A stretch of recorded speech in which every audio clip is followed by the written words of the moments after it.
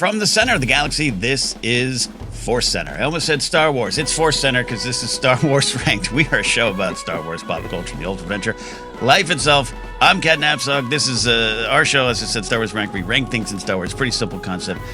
With me today, Joseph Grimshaw, Jennifer Landa. Joseph, are you ready to continue a journey with our vehicles and ships now in the sequel trilogy?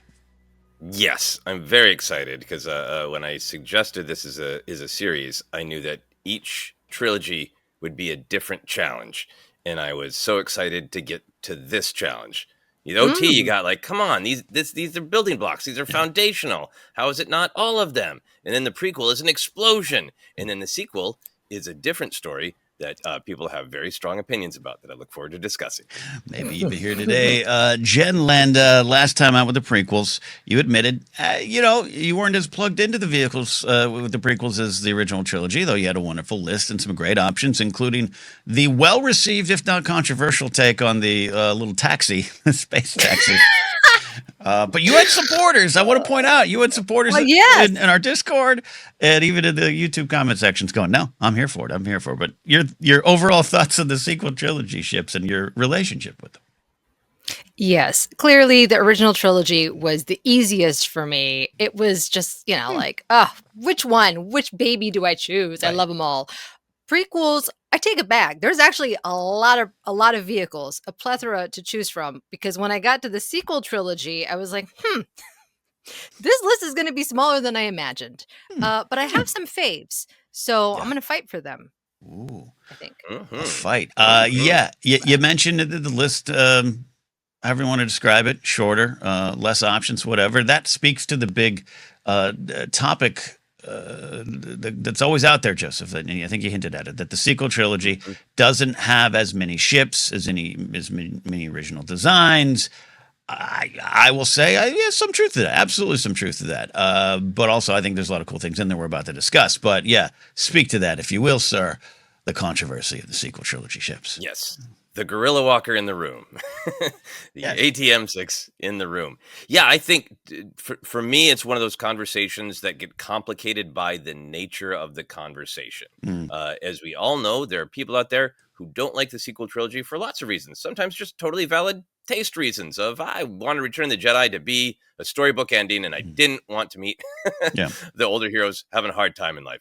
Or people who dislike the sequels for really bad faith reasons because they just don't think there should be diversity in Star Wars. But there's a lot of dislike of the sequels, and I think anything that the sequels can be criticized over can become kind of this hotbed issue because people who don't like them for other reasons will be really aggressive about it. Yeah. So I think there are people out there who are really aggressive about the fact that there aren't as many new designs of vehicles in the sequel trilogy, and there are people who are understandably defensive because they love the sequel trilogy.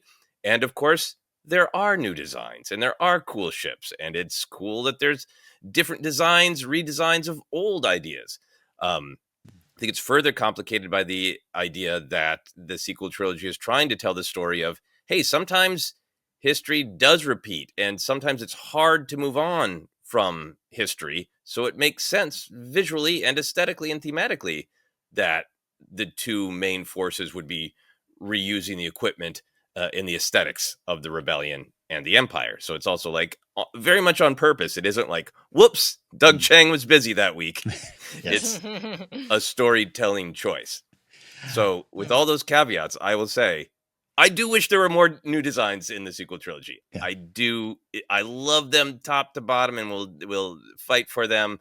But I do think that sort of Lucas desire to be like, there's got to be new was bonkers, out of control, almost in the prequel of like halfway through this film, let's redesign this. There's such an obsession with new and wild. And I think in contrast to the prequel trilogy, there is a real shrinking back from that obsession with new. So the difference between the prequels and the sequel trilogy in terms of the volume of new designs is striking. Even though I understand why and I support why, I do feel like that difference is striking. Yeah, I'd agree with that, and I'll start with Force Awakens, where the Tie Fighters and the X-wings of it all, were not. You couldn't even give me a Y-wing, and some of that stuff came later, and I agree with you. I think it fits into the big theme. But Jen, you're someone who is like us, a fan of some of the names behind the scenes over the years, and there's so many good people involved in the production of these films. So you almost wanted to see them run wild. But what are your thoughts on what we're talking about here? The X-wings, X-wings, the Tie Fighters, the lack of Y-wings. Yeah, I think for So- me, I was actually recently watching the Revenge of the Sith behind the scenes, the making of. Mm. And like you're saying, Joseph, George is like, give me 10 different planets to choose from. They all have to be completely different. And so, concept artists are going back there trying to figure out something, right? And it was like that with the vehicles. And one of the things that I kind of wish, which another thing I stumbled upon, J.W. Rinsler did not get to do his making of The Force Awakens. I actually think it's really helpful to know the thought process behind all the vehicles. Why did they choose this vehicle? Why did they bring this one back? Right? Like it also helps me like fall in love with the vehicles so that they're almost characters. And we don't really have as much of that in the sequel trilogy, as much transparency, I want to say, warts and all, right? I like that. I want to see, we've gotten concept art and stuff like that, but not at the level of the prequels, certainly, or even the original trilogy. Right. Yeah, certainly more controlled. There's been some great, honest stuff out there. The director and the Jedi doc, but that's more about the directors and the stars and the writers. So I'm with you too. And yeah, at the end of the day, there's a great list in front of me. I have wonderful options to choose from here. But yeah, I don't know. Give me a D-wing. We had a T-wing. Give me some. I'm on board for that there. And I think, again, there was part of this. It's coming back. We want it to be familiar, but also new. All those kind of things we've talked about over the years. And we're so pro just the sequels overall. But Force Awakens generally something we love from the beginning. So it'll be fun to dive in, but we wanted to acknowledge that around there. And I don't know what a D-wing would look like. I think it would fold down. It's going to look like a half a plate flying through the sky. I don't know. They had a hamburger. Why not a plate? There is a D-wing. There is? Is it in canon? I'm sure we need one. Why not? How about a J-wing? J-wing. Behind the scenes. It's canon. Yeah. Okay. So, and this is, I think, a part of the discussion, Ken. Yeah, it's got a big D at the bottom. The bottom. No. The D-Wing appears in the 2019 saga film Star Wars Episode 9, The Rise of Skywalker. They went through the alphabet for letters that have not been used. But the point is, I did some looking on Reddit about this very battle of there's no new ships. Yes, there are battle. And one of the things that people point to is that the Battle of Exegol has a ton of not only there's the Ghost there and all the ships from the Resistance and all that, but there's a bunch of new designs and cool designs and wild designs, which is great and awesome. So a point for team, yes, there are new designs. Point for no, there aren't is there are tiny dots. They are tiny dots, and we don't know they're there. That might as well be a potato, but it looks cool. See? Learn something new every day. All right. Wow. All right, so the D-Wing's on the table if you want to choose the D-Wing. Is the point. Now I'm going to change my list. We're going to work our way 10-1, and historically in Star Wars Ranked, it was one of the shows that I've always, quote, led, so I consider everyone else guests in the Star Wars Ranked home here, but I'm going to try to go first, just so I can take the pressure off Jen. Jen, a lot of people are concerned with the pressure that you put yourself on. It's a real roller coaster, and the only way I'm going to feel any sort of pressure here is if you guys take my picks. All right, take them. Well, that's the anxiety this time. Yeah, right. It's not like, oh man, cards to choose from this time. Because I have many I like, and I have one I love. And yeah. And one thing I'll say too up top, a dealer's choice for you all if you want to include some of the bigger ships that are there in terms of like cruisers and dreadnoughts and stuff like that. I tend to think of those as a different category, but by any means, please include them if you want. But if they're not on my list, you'll know. All right, I'll start with here with number 10, and I'm going to go to The Rise of Skywalker, and I'm going to go to one that is, you know what, it's not pretty. It's ugly. It's an RV in the sand, but I kind of am obsessed with things like that. Maybe, again, because I've been down this rabbit hole of van life, of people living in their vans or converted trucks. It's been a thing for me. I don't know why, and I don't want to do it, really. But I'm going to go with Lando's Treadable, and just the Nice. Treadable design on Pisana. There's just something very Star Warsy about that to me. This big giant, it's a tread. It's a tank tread, but you live in it and you have friends in it. And someone says, okay, when you want to go faster or just go at all. And I wouldn't describe it as faster. I just love the idea of Lando kind of sitting out, staying. I'm going to stay here in Pisana after what happened and read Shadows of Sith. If you want more of that information, that story there, Adam Christopher's book, and I just like it. It is funky Star Wars to me. It is a design. What if we just put him in a tread? What if it wasn't even a tank and it's like an RV? And that's where Lando hides out here because he needs a little jolt in the heart. So I've kind of been obsessed with Lando's Treadable. That's why it's number 10 on the list for me here.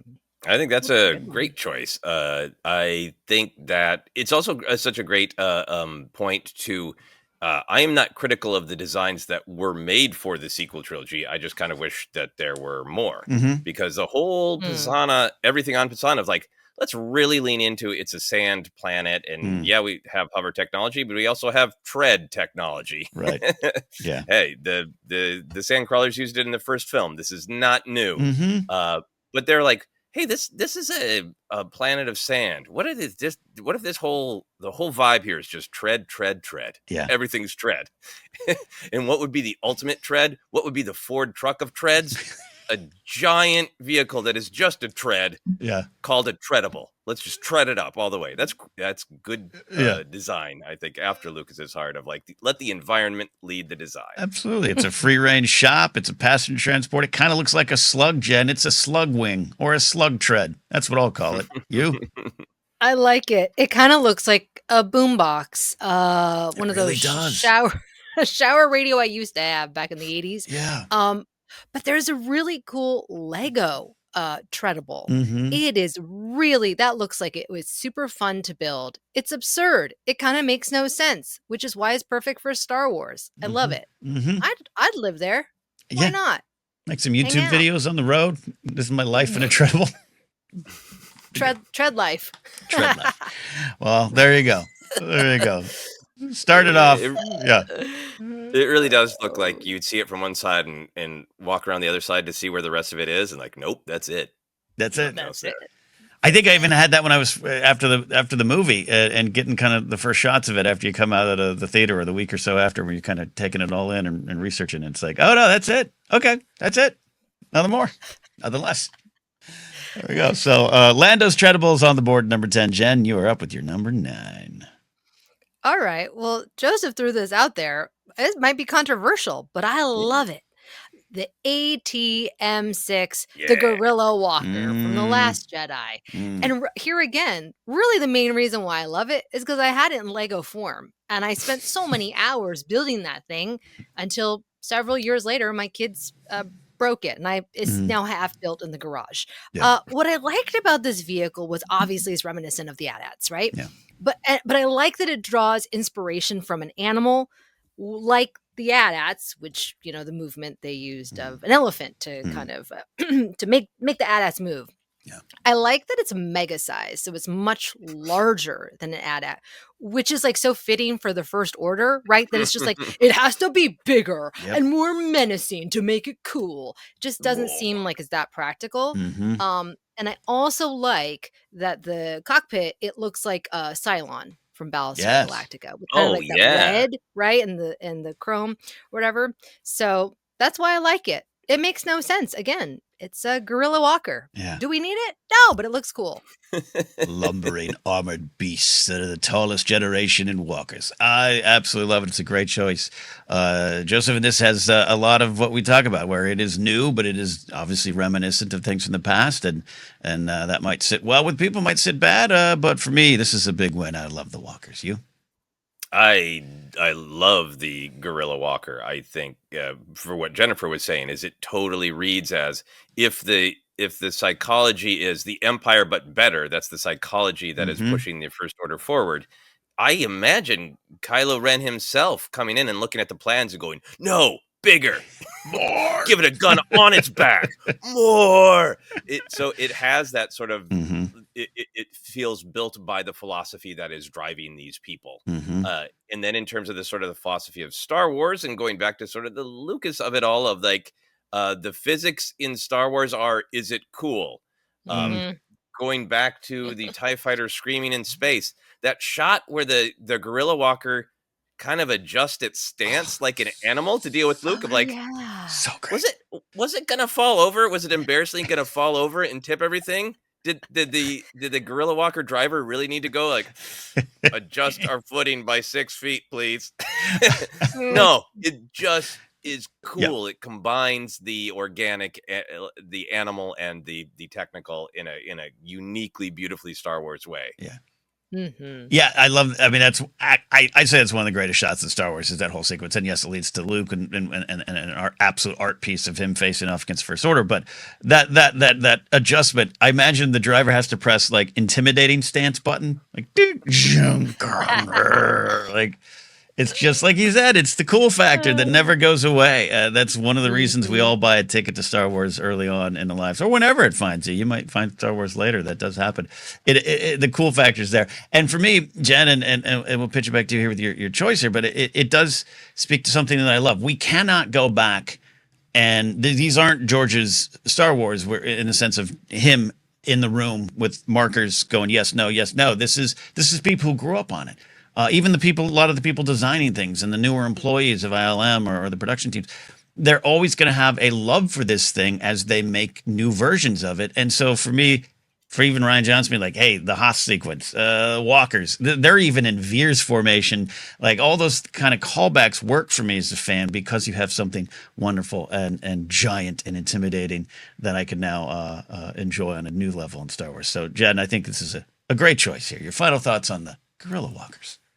Yeah, that's such a great point. It's familiar, but it's rooted into the story. It's Mm-hmm. rooted into what the First Order is, like you were saying, Joseph, and who these characters are, and why they would want this ridiculous, mega-sized vehicle. So it all works. It's not just cool. It actually has a reason in the story, in my opinion. Yeah. Hmm. No. Yeah. Absolutely. Absolutely facts right there, Jed. Facts. All right. So we are rolling along here. Treadables, ATM6s. And yes, I know, once again, debate. We say AT-ATs most of the time here, and we don't say ATMs, but we don't need to worry about them. Joseph, what do you got with your number 8? Well, for my number 8, I think it maybe should be higher on the list, but I want to put it on the list Mm. because it's my favorite design in the sequel trilogy, and it is one of the ones that we got to see pretty early on from the Force Awakens. It is Rey's speeder. Mm. It is one of the things that is new, but somehow so evocative of original trilogy design. Um, I think it looks like it was made.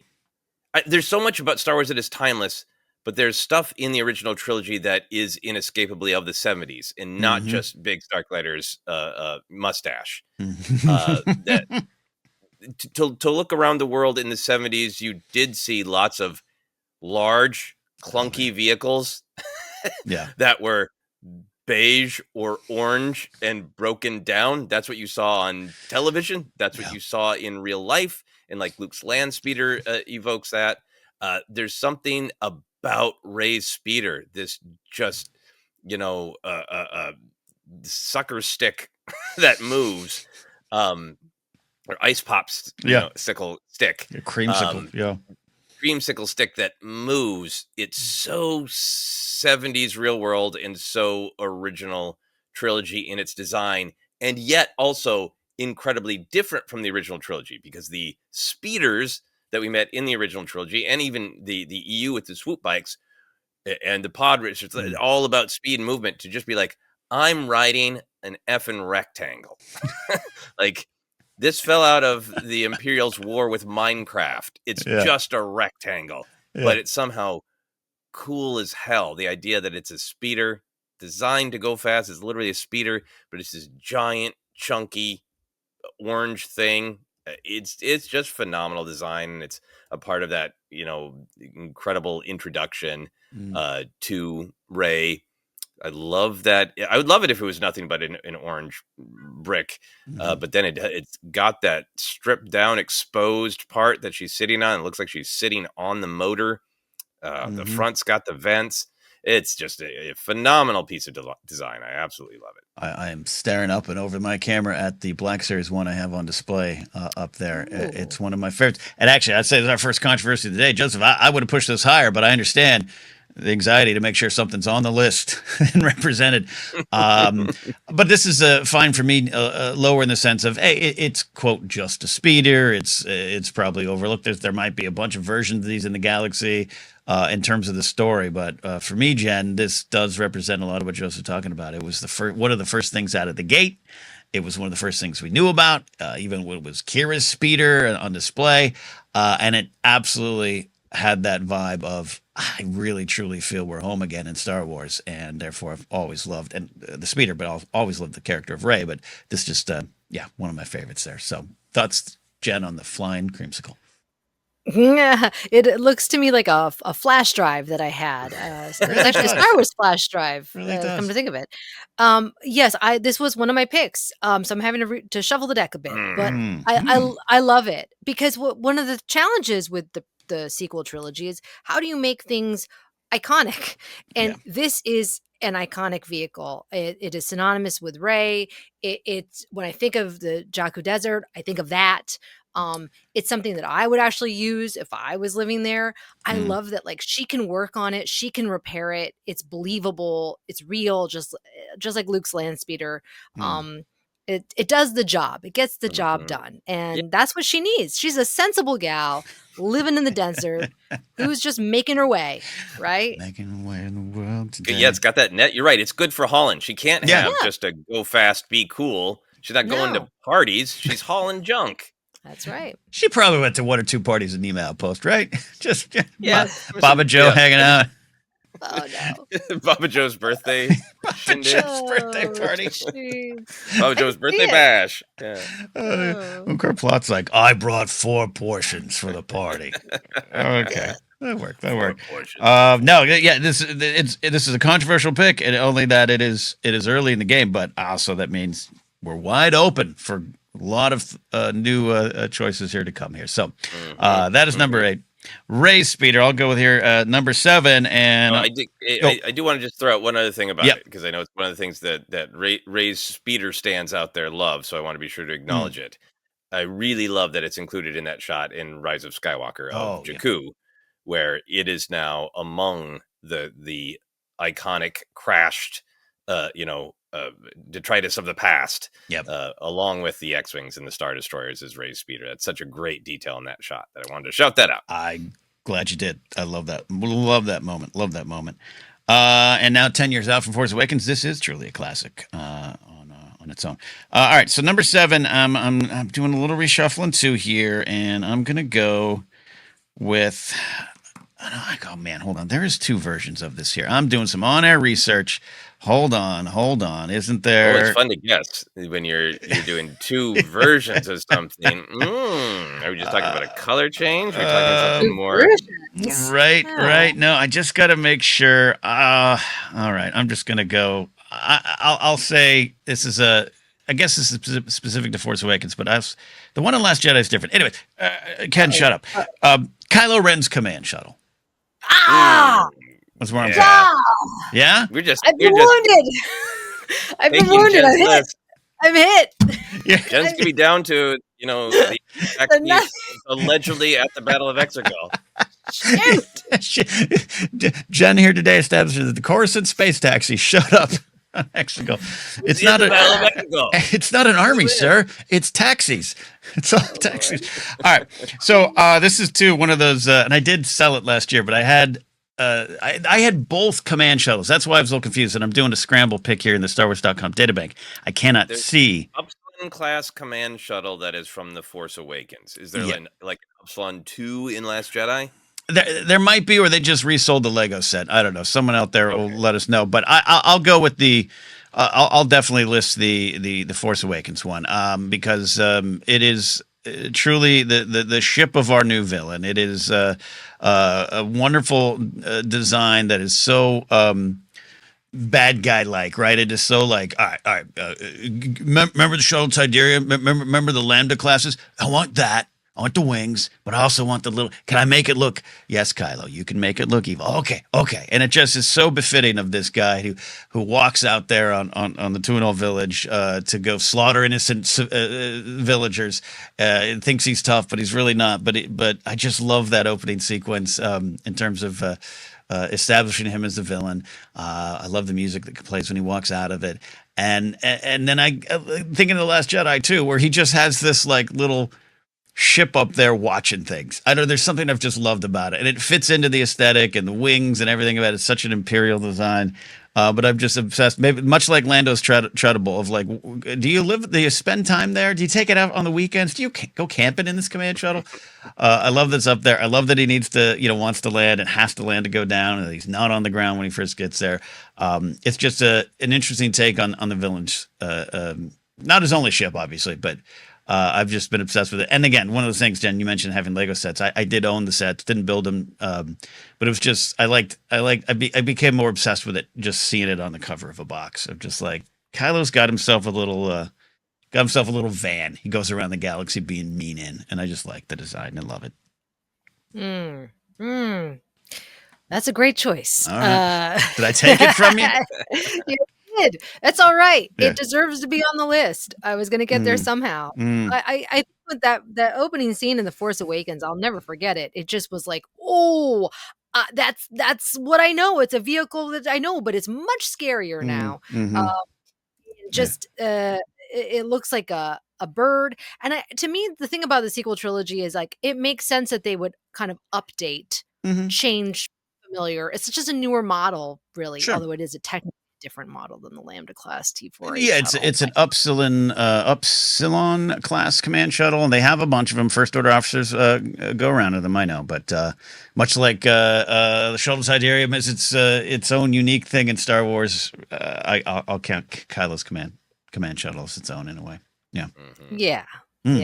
There you go. Great choice. All right. According to Wikipedia, it is the same shuttle in The Last Jedi. Okay. So I think the toy company, they got you, Ken.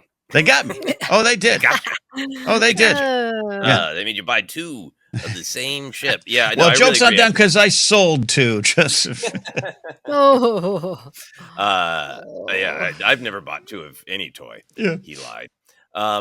The design is fantastic. I think this is one that's a great development from the shuttle. We recognize sort of the wing shape, but the body shape is entirely different. It's only got the two wings, and the body shape, I think, is an example of a lot of the imagery that ties together the first order evolutions of the thinner body / head with the much thinner window port that does look, like you said earlier, Jen, like a Cylon, like Cyclops, like a bird of prey. There's a lot more of the pointed with the thin red visor, and that also seems like Kylo's saying, change the lighting so it always looks like our eyes are red in every ship we fly. Is very cool. I like that after years of us all making the jokes about Palpatine on the next morning of his new empire. I want gray uniforms. I want now it's transferred to Kylo, being like, hold on. I want a red eye. I want to stare at a red eye. I want everything dark, goth. I will finish what you started. I will put a gun on its back. Yeah, you know what? Here's another perhaps controversial opinion. Okay. I think that the marketing machinery of Star Wars, be that is that the Pablo Hidalgo, is that the toy companies? I don't know. I think they could have done a better job of branding some of these ships. Like if Kylo's command shuttle had a cool name, like the Tigera or whatever, that we all knew and it was everywhere, and like more casual fans had that at their lips, I think people would appreciate some of these designs more. Because like, you didn't need to be a deep in the weeds nerd in 1981 to know Snow Speeder. You knew the name of it, so you could call it out more, right? Mm-hmm. There were no other Imperial shuttles, so in 1983 that was the Imperial shuttle. But now that there's so many other ships and their derivations of other ships, I almost feel like give them a really cool name so we can latch onto them. Like I think Gorilla Walker was effective, but Kylo Ren's command shuttle, and then if you want to be nerdy about it, it's an Upsilon class. But then also I have to look it up on Wikipedia. It's like, is it an Upsilon too? Like, is it a Vector 1? Brand these vehicles so we know them with easy, cool names, and I think that will deepen our love of them. So great side conversation. Going back to Return of the Jedi, the reason I love the shuttle Tiberium, I was almost upset when about 8 or 9 years old, I learned there was probably more of them. I was like, no, that's the one. That's the Imperial shuttle. The toy box said it. It's the one. You telling me there's other ones? And it made it, I had a little bit of it's less special now to me when I was 9. So I brand these things. All right, Jen, I took one from you, it would seem, or at least messed up your list even more, but you got our number 6 choice here. There's one I have to put. Oh God, what if you got? Well, okay. Because if you guys take my last pick, then I'm really screwed. I don't know what I'm going to do here. I have 2 that are like meh. All right, so I'm going to go with a ship that really I don't really care about the ship. I really only care about the pilot. Okay.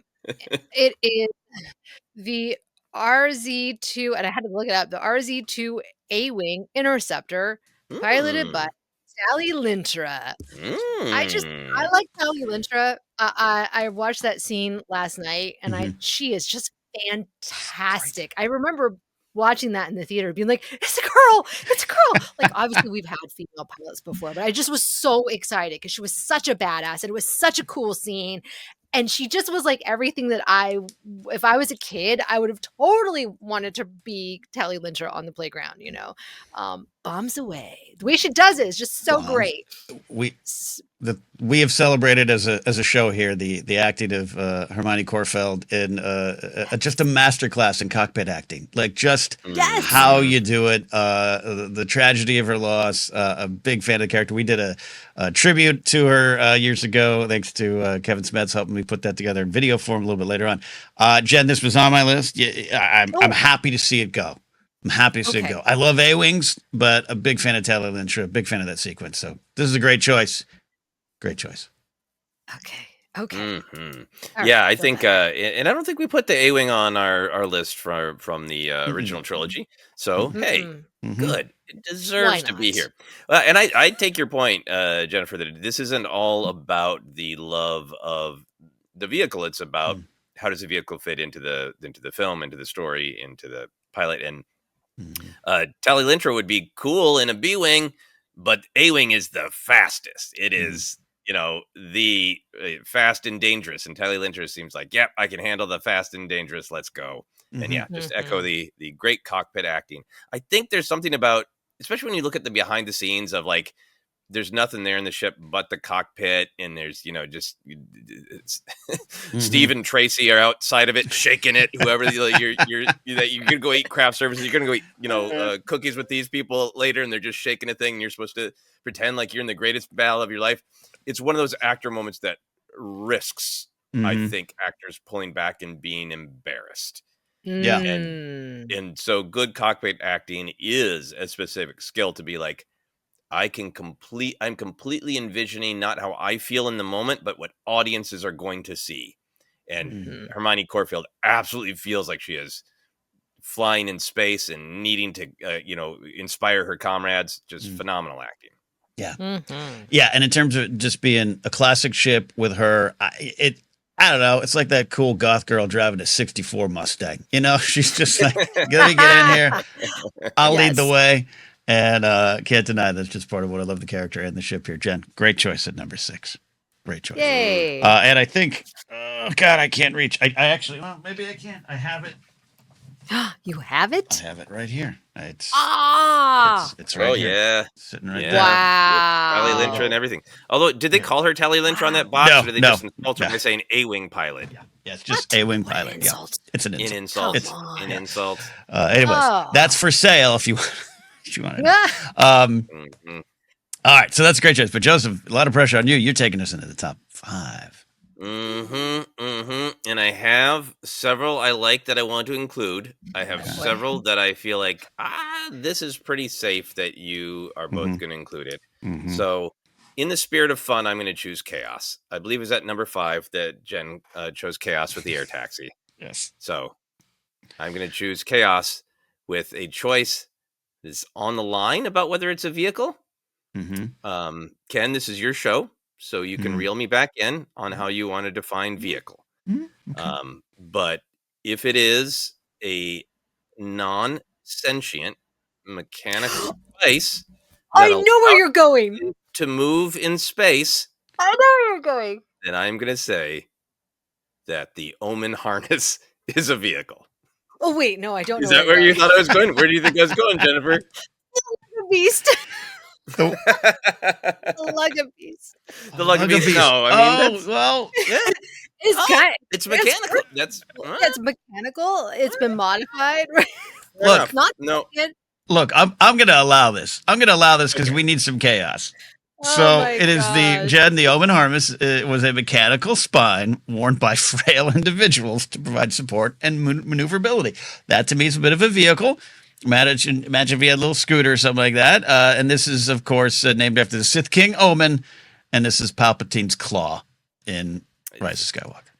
it's the claw arm that looks like it grabbed him up as the preferred Sith from the glass full of balls and From Sith Lords, the pizza parlor game. and it Wow. grabbed him. There's a little bit of chaos. And also, there's nothing to say that it doesn't have little feet. It's his spine, and we see him in more than one room. Yeah. So I think it's mobile. Mm-hmm. I think it moves. Mm-hmm. I partially wanted to put it on the list to have fun and have chaos, but also I do just think it's one of the great designs of Yes. the sequel trilogy. In also just like one of the weirdest, pulpiest, I think, very George Lucas like of like we want to show that he is frail. We could put him in like a cool exosuit, and when we saw just a corner of it in the trailer, I think a lot of people did expect him to be like, is he gonna be riding around like he's in like some Gundam or something? Like he's in Pacific Rim? Like, nope. He is going to be hanging from this claw arm that he either is using the Force to control, or there's someone back there, or it's probably with his spine. It's probably connected to him neurally. But I love how much it moves in his confrontation with Rey and Ben Solo, and brings him closer and farther, and swoops him around, and all that stuff. So I think because we see him hanging in one room and we see him hanging in another room, I think it's got little legs. I think it counts as a vehicle and a spine, 2 for 1. Shiver is a floor wax and a dessert topping, and this works for me.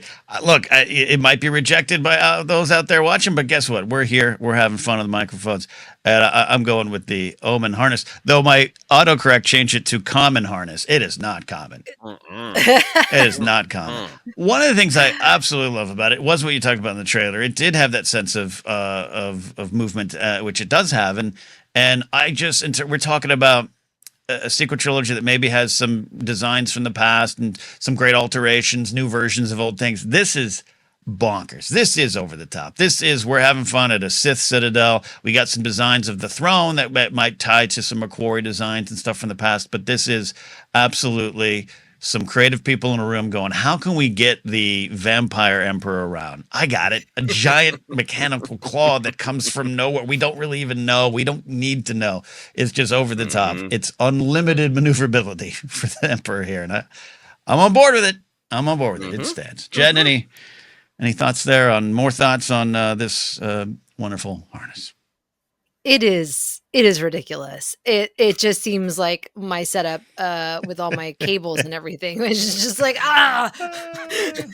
many cables. But I love this choice mainly because that way you didn't take the other choice that I have. So Oh, okay. Yeah. embrace this chaos. I was a little afraid of that as well.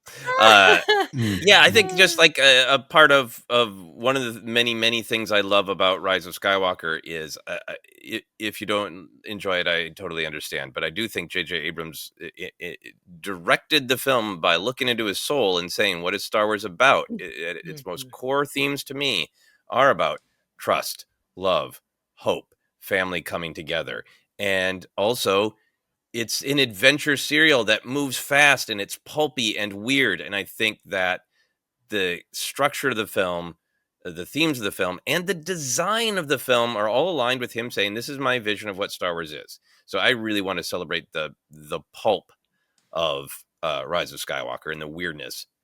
There would be kind of cooler things to get Palpatine around, but this is the what the bleep way to get Palpatine around. That putting him in an exosuit would not feel like Star Wars. It would feel like 800 other cool things. This feels like Star Wars. Yeah. Look, if Mel Brooks does come back with some more Spaceballs, and I know Josh Gad's working on a version, but maybe he's on a rascal scooter. Maybe it's a little different, but this is perfect for me. Now, not taking away from that, I think it's a controversial but fun choice, and always good to throw a little chaos into the list. Jen, now it's my turn to maybe take something away from you. But I don't know. There's a lot of options left, but this is now where I've got to get. One of the things I love, and I'll talk about often, even off air, is the Star Fortresses, the MG-100 Star Fortresses, the Last Jedi sequence, the evacuation of Dakar, the Tally Lyncher of it all. Absolutely love this. This is the Paige Tico sequence. This is the bombers, the Resistance bombers that, they showed up, and there's a great story. I think Jason Fry wrote the story of the Tico sisters and explains where the bombers were on a mission at the end of Force Awakens for anyone worried about that kind of stuff. Love the sequence. As I've said many times since the movie came out, I'm a big fan of the movie Memphis Belle and the World War II bombers and kind of the history and lore around those and tragedies around those. And this is kind of that Star Wars version, to the point of like, I don't want that movie to be it, but like if you were to give me like a hour Disney Plus movie just called The Star Fortresses, and it's like a little fleet of them having to do things around the galaxy, and I get to know the crew members, and Harry Connick's in it and sings Frank Sinatra songs, it would be great, and I'd be on board. But also this is just a great design of something real world taken into Star Wars, taking the inspirations from our own history here on Earth and putting it in this galaxy far, far away. It is also kind of an ugly design. It's bulky and slow and plotting, creates its own gravity, whatever the controversies around it, but it's not beautiful, and that's why I love it. It is serviceable. It is so the Resistance to me. It is like, this is what we got. These blades of bombs coming out of this real slow moving craft that probably goes if you're hearing it. Like it's a blimp in space, and I love it. And I just remember early on viewings of Last Jedi, it was maybe my second or third viewing in the theater, just watching the sequence where the TIE fighter, explodes and hits the other one, explodes, and just everything about that sequence. I just was like, this is one of the things that I consider Star Wars. I'm like, this is Star Wars, and they're at the center of it. So I'm staring at my little micro machine one that's on display over there. They're ugly, but I love them. And my number 4 is the MG-100 Star Fortress. So yeah, did I steal you? Did I steal it? I was like, wait, that sounds really familiar. I just called them Resistance bombers. And he said the word Resistance bomber. I'm like, maybe there's something I'm missing. And then I looked. I was like, that's mine. That was mine. Oh no. There's more, Jed. There's more. I can sell you. I could sell you one. No. Yeah. That sequence is one of the best sequences in the sequel trilogy. I watched it last night, teared up again. It is just so beautiful and haunting and just like cinematic. The way the music drops out and you see the bombs and the actress Veronica Neal. Her face, all of it phenomenal. And which is why it was my number 3. So we're gonna shuffle. Look, Great pick. I'll sell you some of my choices. I'll sell you some. yeah? They're priced to Okay. go. They're priced to go. Uh, I might need one. well said. Well said. It's a little short film in a way. Joseph, I don't know if I stole it from you, but what do you think of Star Fortress? I made stealing it from me impossible. By I put it on my list and then put it to the side because I don't need to do this one. Yeah.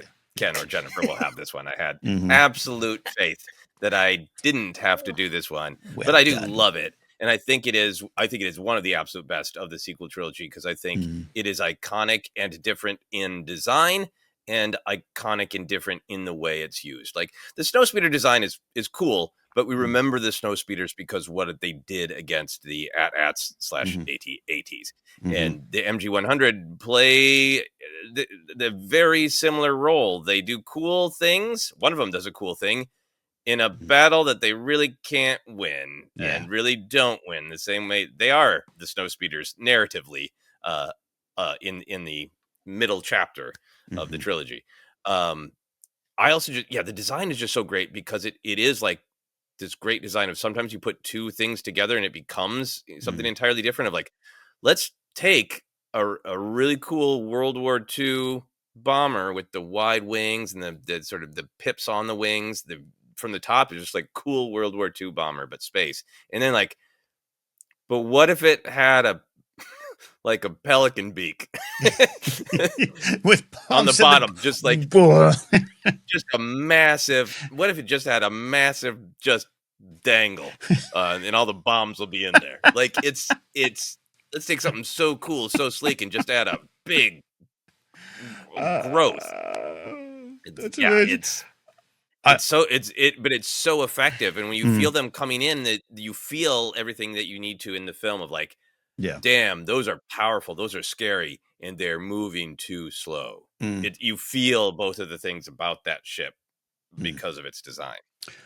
I would love to hear the behind-the-scenes story from whoever initially designed it. I don't know offhand. Who was like, "Yeah, I was at the beach and I watched a pelican pick up a bunch of fish and then just and drop a bunch of bombs." And I thought, Ryan, we got it. Beautiful, beautiful. Well said. Okay, it's on the board, Jen. I apologize for that, but it was bound to happen there at one point here. So you're up with your final pick of the day, Jen, at number 3. Guys, I got nothing. I mean, I have something, but I don't want it. I mean, maybe you might have it on the list. What? I mean, which is weird to say considering what it is. Okay. But you have something. Okay. No, I don't. I just am saying it just because I got nothing. I can't put the Pisana Transport skimmer on there. I mean, that can't be number 3. Let me ask you this question. Are you looking at a list or are you just trying to remember? I'm literally trying to remember, and I'm frantically Googling sequel trilogy vehicles. If you go to StarWars.com databank, they have it down by movies. I didn't like those. None of them spoke to me. I mean, are there certain characters that you enjoy? Kylo's and Poe's or anything like that? No, there was like a quad jumper or something. I'll let you include it. I'll let you include an Orbach if you want. Fathier. Han Solo. Okay. Thalassiren. That's a transporter of milk. Yep. Okay. Luke's pole that he uses to vault. Oh my gosh. All right. I'm just going to throw it out there. This is just because. Why not? Okay.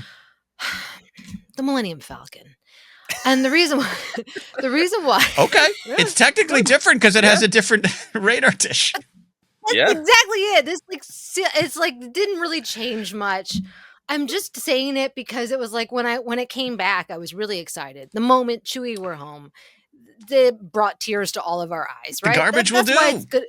Yeah. Garbage will do. Yeah, the garbage. One of the best moments in a cinema I've ever had. That's why it's here. Okay. Number 3. Well, I'll let you say some more. I think we accept this. We never really reject things anyways. We got a mechanical harness as a vehicle. So the Millennium Falcon with a new radar dish. And look, hey, for many, many Star Wars fans, especially 10 years on now, this was their first time seeing the Falcon. Other than that, it was like Grandpa's favorite ship from his movies in the 70s or something. Like this was a chance to be like, oh, what is this? And I bought like several versions of it in Lego form, different radar dishes, different ship. All right, Jen. I don't think it's a bad choice at all. Why? What do you love about the new version? Though you mentioned the home stuff, I think that's great. It's there. That's it. That's bad. I was like, are they gonna bring it back? And when they brought it back, it was really special. But looking at it, Mhm.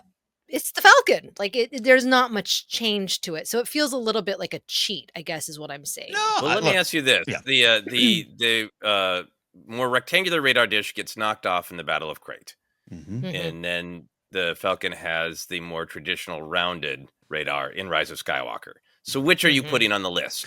Oh Lord. Square radar or circular radar? The Force Awakens Yeah. one. Okay. So Yeah. There you that's go. the Rectangle one. yeah. It- All right. No, I don't. You're sounding disappointed here. I think it might have been weird to not have it on. It definitely. You're talking about the trailer on Black Friday week in 2014, the dark side and the light, and the Falcon shows up, and it was a character. It is a character, and it is different. It's got a kitchen now. Remember that controversy? It's got a kitchen. Oh my gosh. I All right. support your choice at number 3, Joseph. I'm gonna guess you do as well. Oh, absolutely. I do think that I think like we were talking about at the top, some older ships are appearing on the list because that's the point. That older ships are a part of the story of the sequel trilogy. Like we talked about many times, the sequel trilogy is about nostalgia and happened to come out at a time where people started to get mad at nostalgia. But that's what the film is about. It's like, you're in the middle of eating a taco and decide you don't like tacos anymore. That's fine, but you're eating a taco. That's what it's about. Nostalgia. That's the theme. And I think it's appropriate to have the Falcon on there, and with the very toy differentiation. It is the Falcon with rectangular radar. It's Ray's Falcon. Different Now. Falcon. Yeah. And I do think they make it. It is filmed differently. The Ray and Finn's first flight in it is filmed differently and filmed in an extremely exciting way. We spend quality time inside the ship. The light speed skipping with it is new in Rise of Skywalker. There is an effort to be like, we're in this classic ship that means a lot to so many people, but we're doing some different things with it. Yep. Okay. Yep, from being shot. Yeah, you're talking about. I've always loved the fact that their first go around in the Falcon happens with sunshine, like on a planet. It just looked different and brighter. Yep. Okay, Jen. Look, here's the good thing, Jen. You're off the board. That's your final pick today. You can just enjoy the last two choices this episode. Jen shuts off her camera and leaves. I have no runner-up. I'm done. I'm done for the episode. 2 picks left. I think there's some great stuff on the board here. We'll go through some of our close calls if we want to, though Jen probably doesn't have any. Well, you could the Persona skiffs or whatever. Joseph, what is your number 2 and final pick of the day? Ooh, now I have 3 options. Okay. But I'm gonna pick one that I think is a newer design, and I think is one of the things that stands out. I went wild with the Omen harness, so I'll bring it back to reality. I don't know, like maybe I might be taking Ken's number 1. Do you want me to risk taking your number 1, Ken? I got options. I like an NFL quarterback. I can drop down to another receiver here. I'm good. Wow. Beautiful. Okay. Wow.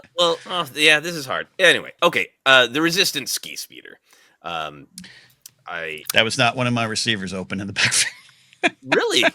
It's on my list. It's on my list, but I left it. Okay. I left it.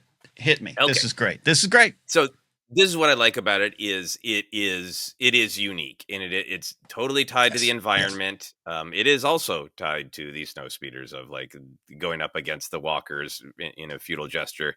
I do have a personal critique of that scene. I love that the ski speeders are a futile gesture, and it plays out beautifully thematically for Poe to accept that, and for Finn to go all in. All that is beautiful. I do wish they put a little dent, like took down one walker or hobbled one walker, or just had a little bit of effectiveness, just enough effectiveness to go like, great, that's the most we can do. We're not doing anything more than that. So a small critique, personal critique, of the action sequence. I think all the themes would have played with the ski speeder doing a little bit of damage to something. Maybe they pick off one literal snow trooper on the ground. We get a close up of that one guy. Wah! Be fine. Anyway, but the design, I love that it's this tiny little junky gnat. That's all that they can put together. It's the ski speeders are almost be like, what if the cloud cars were a little cooler, because they kind of have that sort of that twin pod thing, and they've got that, they've got the actual cockpit, and then just kind of this rest of it that just seems to be there for balance. The physical rod, the fin that needs to make contact with the ground, but they still can fly. That physical rod that can make contact with the ground is just such a great combination of vehicle design, environment design, thematic intent of the film.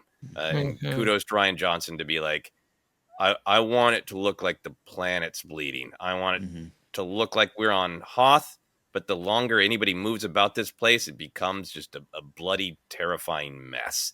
And it's the ski speeders that do that. It's the ski speeders that make that iconic image of it looks like pure white driven snow, salt, and this red line cuts through it. And white with the red line cutting through it ends up being the entire aesthetic of the marketing of Last Jedi. All of the toys, all of the marketing is white with the sadness of the red cutting through that.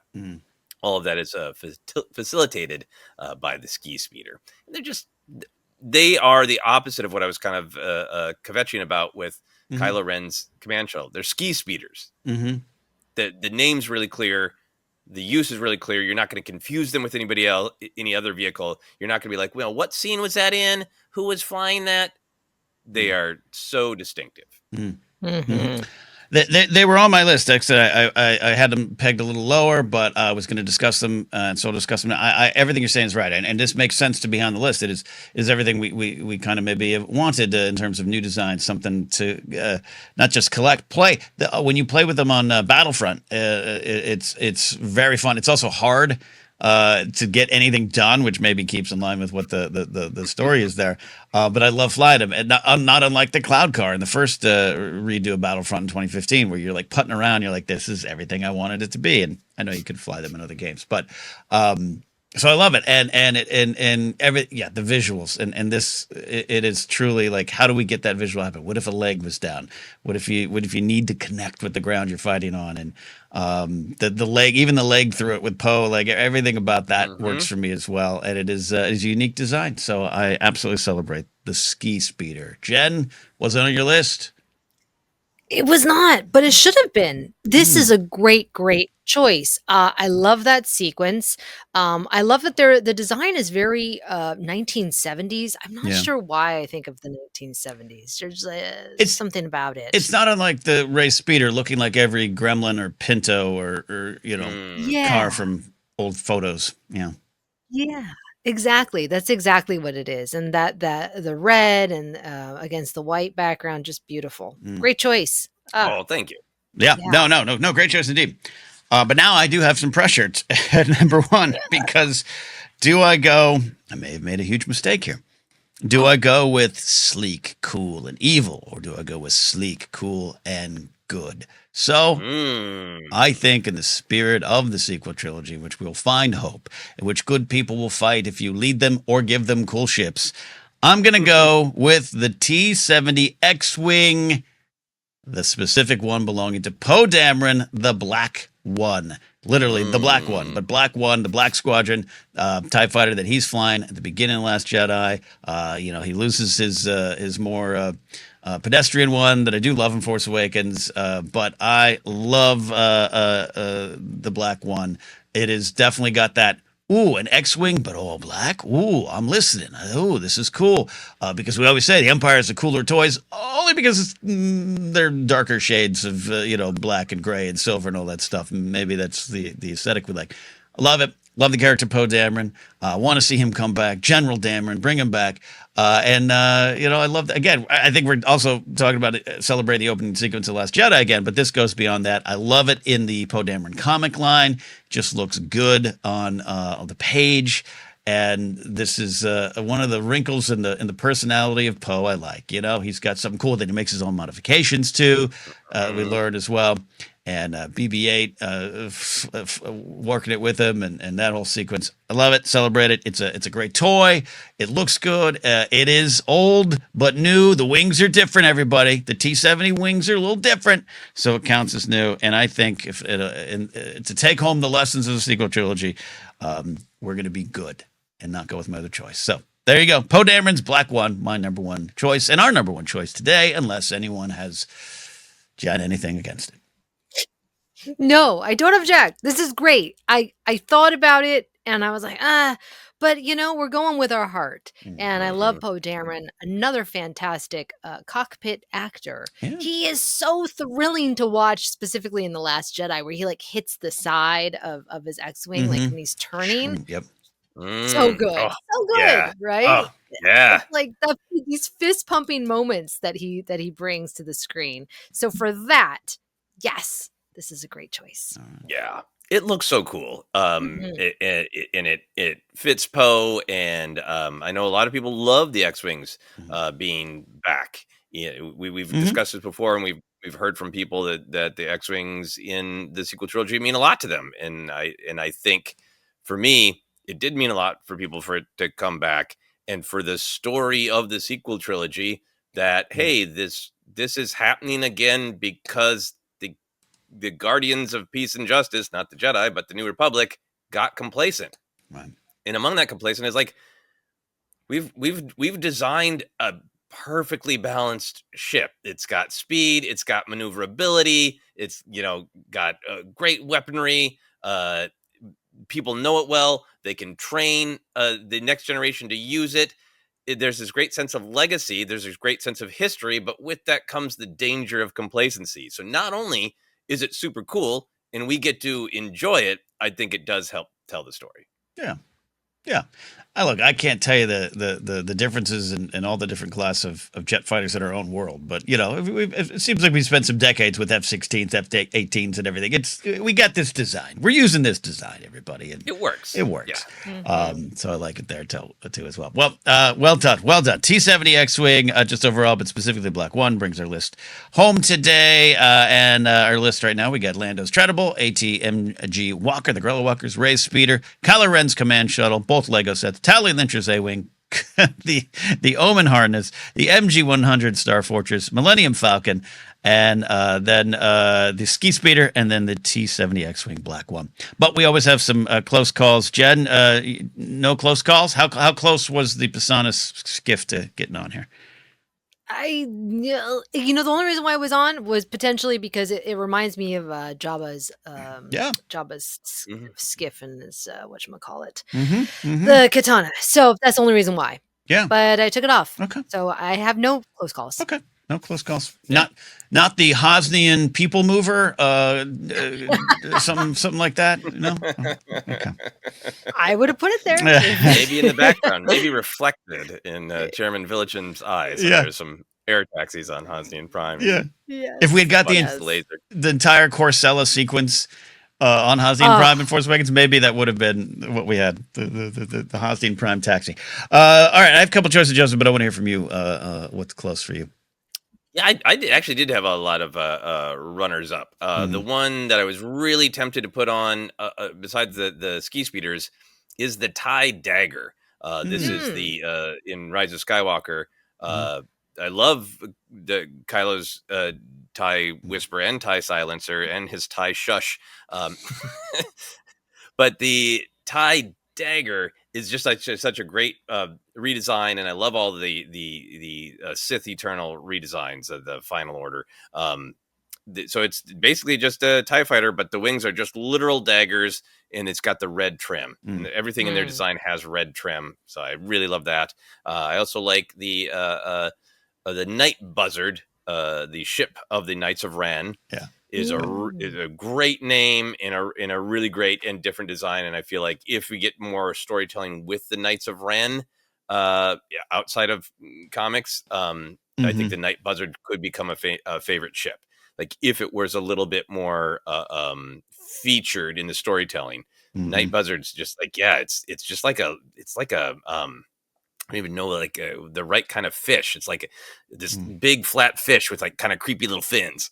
Yeah, yeah, yeah. Yeah. Yeah, it's great. Squid-like almost. Mm, mm, I also like, and this is another one that I feel like needs a much better name mm. because it's hard to look up. The Resistance Troop Transport, but it's the Oh, ship yeah. that Leia lands on Mhm. in the Force Awakens. That's the story is it's cobbled together between whatever they can get, and it has a B-wing cockpit Yeah. for a cockpit, and other than that, it's just like Yeah. it's like it's expertly designed and being poorly designed. Of like it is a bus. It's a It's bus bus. with It's a a bus. it's a Mhm. bus with a B-wing cockpit stuck on it and one tiny little Yeah. space blaster. Yeah. So yeah, those were and then I think as the three of us, we might have a sort of bias against the big ships because Yeah, we yeah, we man. tend to Mm. not put the Star Destroyer Mhm. variants. Right. The Supremacy is really cool. The Yep. Snoke ship, the Supremacy is a really really Mhm. cool design. Yeah, yeah. Even Captain Kennedy's Dreadnought. I think the Raddus. I mean, love the Raddus. Yeah, there's something about it where I'm just like, that's its own category. It's too big. I don't know. Yeah, I'm with you on that. I just don't think of them. I don't consider them. Yeah, no, great list there. Close calls indeed. The TIE Dagger, just that sensible, sporty coupe for space. I had some ties as well. I had the TIE Superiority Fighter. This is what we first meet Finn and Poe in, or when they meet. The two in a cockpit kind of idea there. The gunner, I like that. I did have Kylo's. I think my possible number one choice was the TIE Whisper from Rise of Skywalker. It's just, to me, immediately iconic, and it's part in the trailer, and a lot of good memories about that. The TIE Silencer as well, and it continues that tradition of again, the one of the ones in charge gets their own cool toy, going back to the Vader's TIE Advance. So I had that in there as well, but I think Poe and the Black One deserves a spot there. I put down First Order Tread Speeder, but I went with the Treadable, and I'm like, I don't want to be the tread guy here today. I do like them. They're very, the troopers get a new toy kind of thing too as well. But the one I did have on there, I thought maybe again, it creeps up to the bigger kind of class of ships. I thought maybe, Joseph, you might have it on there, but I was going to put the Irvana, which is where we re-meet Han and Chewie, essentially. And it's because it's just so big and clunky and ugly. And this is Han back to this. He's not even in a cool ship anymore. And there's just something, therefore, I loved about it. And I love a lot of the sequences there, and just love what it meant. But didn't quite make my list. But how close would the Irvana have been? It was initially on my list because I think it is expertly designed to be sad, to be like, that's what Han Solo's driving. Yep. And it's a great action sequence. Yep. But there were other things that I gravitated to even more. Yep. Okay. In fact, I thought of one other runner-up that counts as a vehicle that is featured in The Last Jedi is the Millennium Falcon's escape pod. Yeah. Which we've been hearing about since the first film that we finally got to see. And it turns out it's a scary little coffin. I couldn't do it. I couldn't get in that. I guess to save my life, but yeah. I don't know. The window. Once I couldn't move, claustrophobic. I don't know.